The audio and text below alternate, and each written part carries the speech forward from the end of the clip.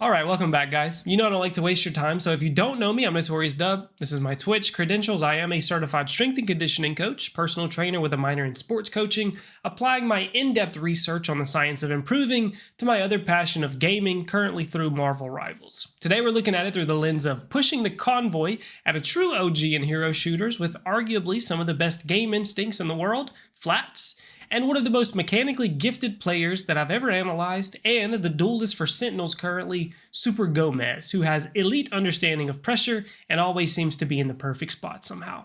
And by the end of this video, you'll have a good understanding of how both of these great and vastly different players do it all seamlessly. Let's get started. Now Flats might be the perfect person to learn from, because he's not really known for his mechanical plays. And while his mechanics are really good, it's almost like he views hero shooters as a game of chess, with the map being his board, as opposed to just raw displays of skill. And this quick clip highlights the emphasis he puts on eliminating power angles whenever you're pushing the convoy. Now the most difficult part of pushing the convoy is the fact that the defending team has time to get to whatever spot they want to play, and you essentially have to force them away from it. And this first choke on Yggdrasil is renowned for being a really difficult area to walk through because of that little head glitch by the ramp and the tons of playable space behind it for the defenders to fall back to, with really relatively low risk of dying. But Flats essentially single-handedly dismantles the entire defense from the enemy team by dropping a singular Emma Frost shield on the power angle that lasts pretty much the entire walk-up time and gets his team safely to the choke to begin to apply pressure. Unfortunately, his Psylocke does get picked off by the Hela just as they're building momentum in the push, so he kind of falls back, drops another shield on the new power angle the majority of the enemies are playing from. His healer then proceeds to get picked off by the Hela, showcasing a pretty sloppy performance from his team, which sometimes happens against good Hela players, but because of the presence he created, the other team has no main space to actually fight from. And the convoy continues to march forward to a much more favorable fight spot within 50 seconds of the round start, even though he lost 2 teammates and killed no one just because he eliminated the power angles by himself. But power angles aren't always that simple. Sometimes it's height differential that creates power angles, and that's a lot more difficult to deal with, but here we see exactly how to deal with that. Fliers and height disadvantage. As Flats and his team walks up, the first thing that they see is an Iron Man, which almost instinctively tells his team to break the bridge, so the Iron Man has no line of sight right there to play from, forcing him to fall back and give up that choke point that Iron Mans love to play. And with the Iron Man being forced off already, Flats then turns his attention to the second power angle that the Namor is playing. And throughout the entirety of this clip, Flats has full attention applied to making sure that the Namor cannot apply pressure to his backline by completely ignoring the tanks that are tickling him and forcing Namor to constantly reposition and struggle to find a hold spot. So, Flats' team has completely destroyed any kill pressure the other team has by scattering the duelists, meaning his team can run around and wreak havoc and take point easily, knowing that no one's actually in a position to kill them. And I know we're looking at this through the lens of a tank, but any mobile character can take space by themselves. And anyone period can do this if they're doing it in a group, meaning that healers can actually get in on the fun too. Here, Flats begins the initiative by slapping the Magneto until he's forced into a passive hold. And after a quick pit stop to make sure they have the convoy captured, he immediately begins creating chaos, diving into the backline repeatedly and scattering the team fight. And although no one in their backline is actually in immediate danger of death from his Captain America, he forces the 2 main healers, Mantis and Rocket, away from the bulk of the fight, which means his team gets 2 picks for absolutely free. But with all of this happening, he still has the game sense to see that the card is being captured, which means his own backline is compromised, so after a quick turnaround to deal with the diver, protect the cart, and kill the Spider-Man, he immediately goes into a suicide charge to pick up the remaining 3 staggers, because by running it down and creating the space, his team picks up the kill and secures an uncontested 15 plus seconds or so of free convoy pushing time. His death really didn't matter there.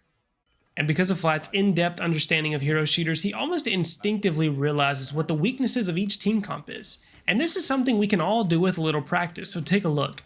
As Flats runs out of spawn, he immediately recognizes the enemy team has a Human Torch, a Psylocke, and a Spider-Man, which means that the enemy team has no DPS that plays or protects the backline. So he quickly forces the enemy tank into a passive hold position once again and jumps into the backline. And while it looks like he's not doing much, this whole sequence is about 20 seconds of healers having to protect each other with essentially no help and only be active to heal their team for like 3 seconds of total time. And while the Invis is then forced into a corridor with no line of sight to her team, Rocket has to come back to protect her as well, and in this final about 8 seconds of no heals, by the time they actually kill his Captain America, his team won the 5v4 easily because nobody was getting healed. And while he can do this almost by instinct, even if you have to take a second to pull up the scoreboard and look at the team comp, there's always going to be a weakness to exploit, you just have to figure it out. Now, we've already seen it a lot through these clips, what happens whenever a team doesn't really have anyone to protect their backline, but this is how Flats deals with it whenever it's done to him.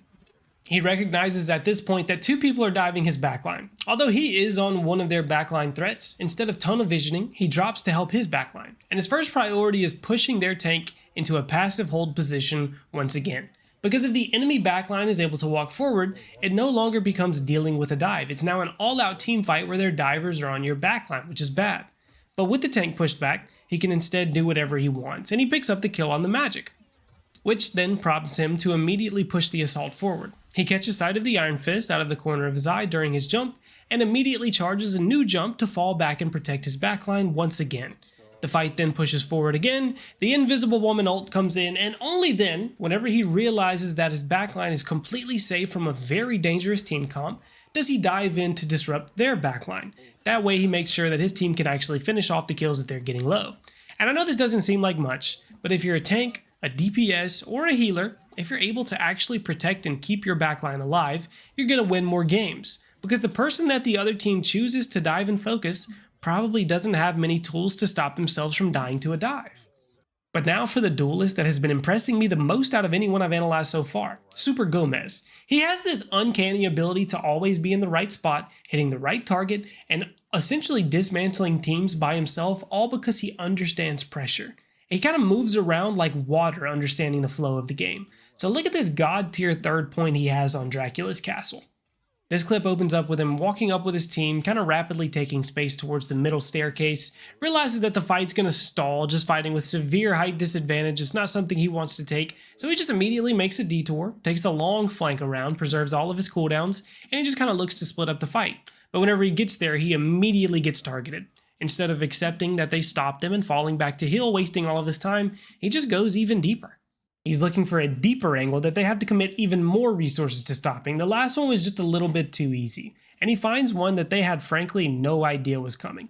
He forces the Rocket to run away off to the right, which gives him an easy secured kill on the Luna Snow, even though she does get res beaconed immediately after. He then notices, after fighting off the Emma Frost, that the fight starts to descend down the staircase. He then follows suit, which is exactly what he wanted because now he is the one able to play from the height advantage, giving the other team a disadvantage.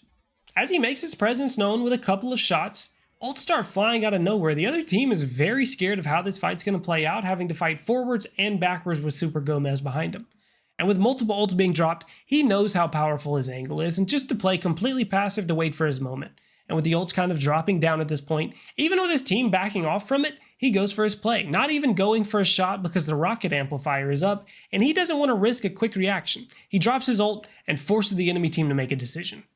And this is kind of what happens when you can truly understand and apply pressure properly. The enemy team will eventually crack and make a mistake, and that's when you capitalize. Half of the enemy team chases forward, and the other half kind of comes back to deal with SuperGomez. But 2 really just isn't enough. He gets the quick kill onto the Rocket, and barely misses out on this kill on the Emma Frost. But by doing all of this, he forces a complete retreat from the enemy team, which then forces them to make their second mistake, leaving their Hawkeye behind. After this, a normal team fight commences on top of a Luna ultimate, but this time, the enemy team only actually has 4 heroes active in the fight because of all of the disruption that he made. And after winning this fight decisively, he never really forgets about the Hawkeye. He checks around constantly and eventually turns around to make quick work of the forgotten member of the enemy team, and then pushes the convoy to point. It's a master class in applying pressure and taking the fights where you get them without actually having to force anything. But it's not all about flanks, and really that's just something he takes whenever it's available. The majority of his masterclass revolves around abusing support ultimates. In this clip, we start with the remnants of a fight when taking the first point. The fight's kind of cleaned up, but the other team shows up to retake with a Luna ultimate. We see Gomez literally sit atop this ledge, pull out the scoreboard and say, and I quote, "Okay, so they just have no support ults now," and completely cease fire to lay low and predict when the Luna ult is going to fall. He then flies up in the air, drops his ult at literally the perfect time right as the Luna ult is starting to fall, kills Luna before she can get to safety, which then causes Invisible Woman and Doctor Strange to die with no one there to heal him, and Hawkeye to scatter to his eventual death, securing a free first point. And with all of this fancy flank play, I do have to emphasize how often he actually hits tanks. Everyone sees the flank plays, that's what goes viral, and everyone thinks that that's what the game is all about. But when the best duelists actually try hard, their downtime, whenever they don't have clear line of sight to the squishies and no one to actually kill, they spend their time hitting tanks. It builds their ult charge, but more importantly, it applies pressure and forces the healers to stay active. Healers still have to reload, and whenever they reload, you can sneak in a tank kill pretty often with how much DPS you actually pump out whenever you hit all of your shots. Now that doesn't mean always. As the fight progresses, you can see him constantly target swap to the squishiest person he sees whenever it presents itself, but when it's free to hit the tank, he hits the tank. His playstyle just kind of flows like water. We take fights as they're given to you, you poke holes in their defense until you find the weak spot, and when you find the weak spot, you exploit it as hard as you possibly can. But I think we can all only aspire to be that good, and hopefully this video can get us just that little bit closer. But if you made it this far, I do want to say thank you from the bottom of my heart. The best way to support me is to like, comment, and subscribe. Let me know in the comments what you thought about this video and if you would watch more content like this. And if you feel like hanging out and chatting, just drop me a follow on Twitch, and I'll see you guys very soon with more improvement content. Peace!